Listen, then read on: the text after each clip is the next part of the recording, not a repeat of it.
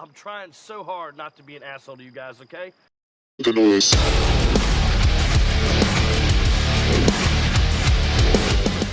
What's up, guys? Back out here in the shop with some Apple Crown and Miss September.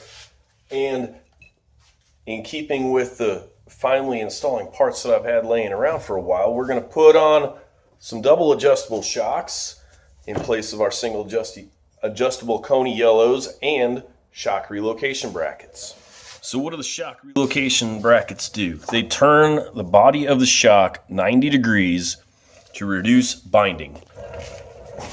The pivot in the stock shocks or stock location shocks is such that when the axle articulates side to side, they have pretty good movement. But I have BMR anti-roll bar. There isn't any articulation side to side, just axle movement up and down, which when the pivot of the shock is in line with the range of motion, it's going to cause binding.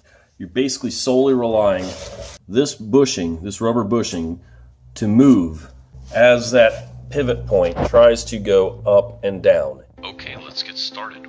Right here, I'm undoing the upper shock mount nuts. When you do this, make sure that the axle is supported.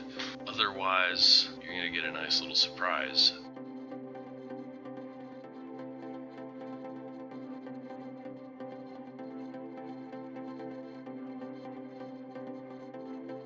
Put a wrench on that bolt and then buzz that nut off. Use a 1/2-inch bolt and put it into the original shock mount hole. Then drill your 3/8 hole to line up with that upper bolt hole.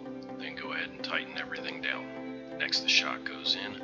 I had to lower the rear end in order to get the bolt to clear the lower control arm.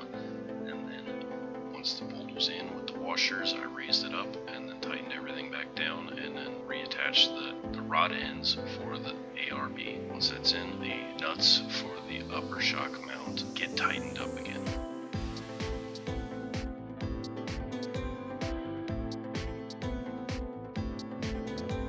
Changing camera angles here, so hopefully you can see anything that you might have missed when I did the driver's side. This was a pretty easy install. However, I did do most of the prep work off screen beforehand.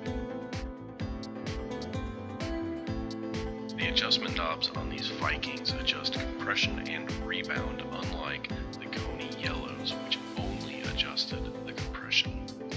The Coney yellows are also not adjustable on the car. You have to take the entire shock off in order to make adjustments. One thing worth noting is that on the Coney yellows, there was 2 flats machined on the top of the shaft that you would use to hold the shaft while spinning those wrenches. On the Vikings, there is a hex that is on the shaft that you use a wrench to keep it from turning.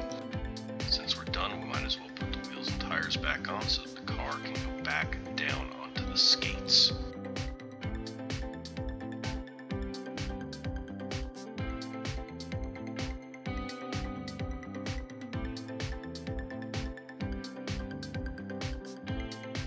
Okay, just like that, we're done. So, you know, I started this in September.